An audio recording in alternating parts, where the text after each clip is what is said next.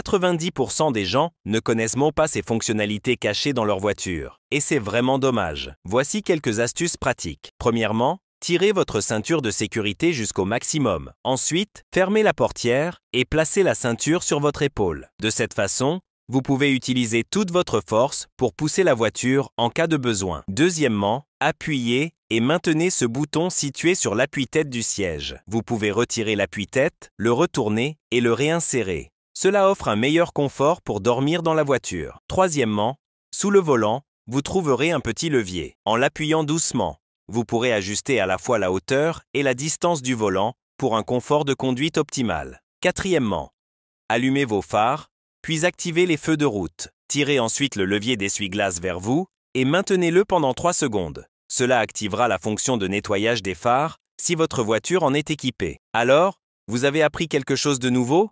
Suivez-moi. Sur ma page, vous trouverez 1000 astuces et conseils pratiques sur les voitures.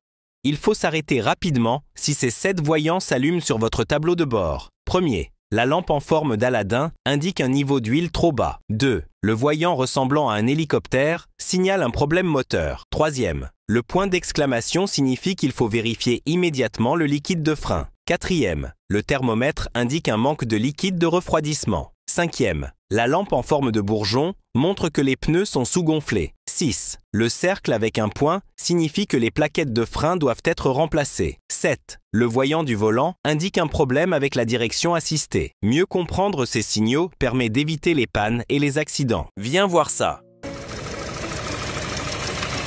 Tu as remarqué comme ça tremblait? C'était violent, non? Tu devines la cause? En fait, c'est à cause d'un trop-plein de dépôt de carbone sur le capteur d'oxygène. On démonte pour jeter un œil. Waouh, c'est bien encrassé. Allez, on nettoie tout ça.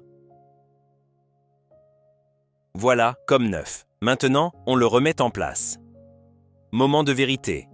Je démarre la voiture. Le moteur va-t-il encore trembler? Si tout est réglé, lâche un cœur rouge en soutien. Allez, contact. Le moteur tourne en douceur. On vérifie encore. Plus aucune vibration. Alors, c'était instructif? Si tu veux d'autres astuces, suis-moi. Ma page regorge de